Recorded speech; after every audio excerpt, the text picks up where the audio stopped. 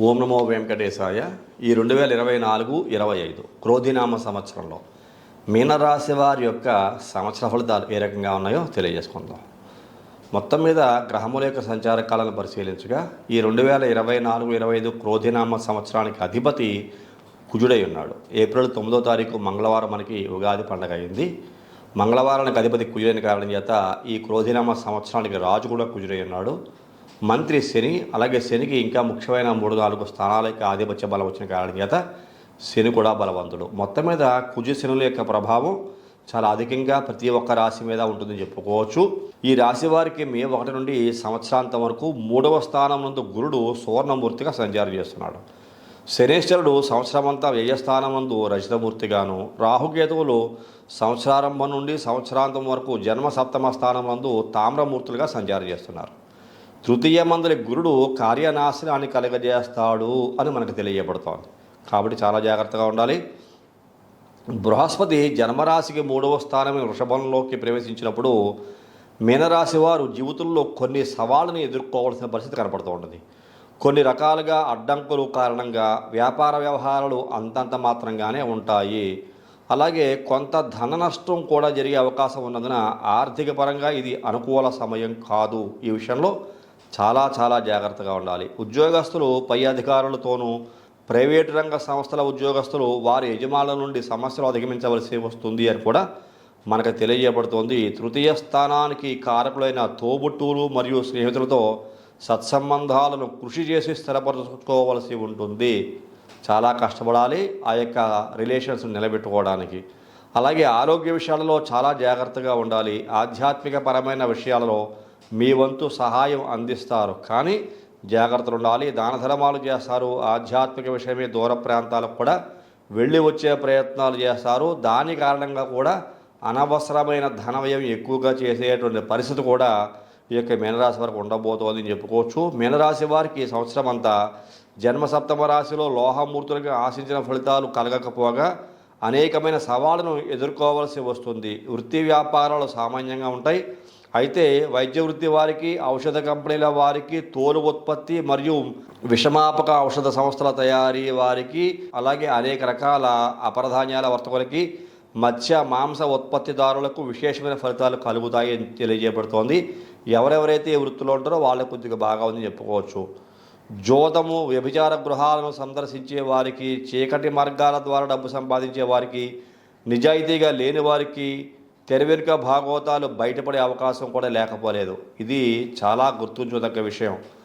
మనకి ఈ సంవత్సర ఫలితాలు చూసుకుంటే కుజుడు అలాగే శని చాలా బలమైన గ్రహాలు రెండు కూడా.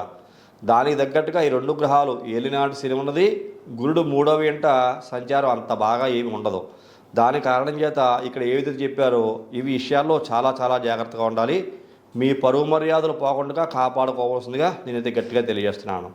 సప్తమ స్థానస్థిత కేతువు యొక్క చేదు ఫలితాలైన ఆరోగ్య సమస్యల నుండి బయటపడుటకు, మానసికంగా ఒత్తిడిని అధిగమించటకు క్రమపద్ధతితో కాలినడకన యోగాభ్యాసము రోజు చేయాలి. ఆంజనేయ స్వామి వారి స్తోత్రములు నిత్యము పఠించడం వలన పై దుష్ఫలితముల నుండి బయటపడే అవకాశం కనపడుతున్నది. వైవాహిక జీవితంలో చాలా అన్యోన్యతతో కూడి గందరగోళాలు లేకుండా ఉండే అవకాశం ఇలాంటి పరిహారాలు చేసుకోవడంలో కనపడుతూ ఉంటుంది. ఆర్థిక సమతుల్యతను కాపాడుకోవడానికి మీరు ఖర్చులను తగ్గించుకునే దిశగా పనిచేయాలి.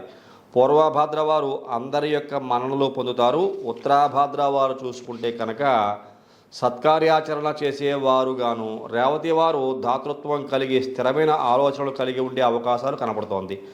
ఏది ఏమైనా ఒక విషయం గుర్తుంచుకోవాలి. ఇక్కడ ఏలినాటి శని ప్రభావము ఈ 2024 నుండి గురుడు 3వ స్థానంలోకి మే 1వ తారీఖు వృషభ రాశిలోకి మారిన తర్వాత ఆల్రెడీ జన్మ సప్తమ స్థానంలో రాహుకేతులకి ప్రభావం కూడా ఉన్న కారణం చేత మీనరాశి వారు చాలా జాగ్రత్తగా ఉండాలి చెప్తాను మీకు. ఎందువల్ల ఇక్కడ శనేశ్వరుడు అంత మంచివాడేం కాదు, గురుడు మంచి స్థానంలో లేడు, ఇప్పుడు కూడా కాదు, తర్వాత అర్ధాష్టమ శని మిథున రాశిలో అది మంచివాడేం కాదు. ఓవరాల్గా చూసుకుంటే తర్వాత జన్మంలో శని వస్తాడు, అర్ధాష్టమంలో శని, జన్మంలో శని, అలాగే రాహు మళ్ళీ 1000లోకి మారతాడు. అంటే ఓవరాల్గా చూసుకుంటే మీనరాశి వారి యొక్క పరిస్థితులు తారుమారయ్యే అవకాశం కనపడుతోంది. అన్ని రంగాల వారికి అంతే. ఏ రంగం వారికి చూసుకున్నా రాహుకేతుల యొక్క ప్రభావము, అలాగే శని యొక్క ప్రభావము, గురుడి యొక్క ప్రభావము మనం ఈ యొక్క చెరుకు మిషన్లో చెరుకు గడలోంచి రసం ఎలా తీస్తారో అలాగే జీవితాన్ని కష్టాల కడలోకి గెంటేసేటువంటి అవకాశం.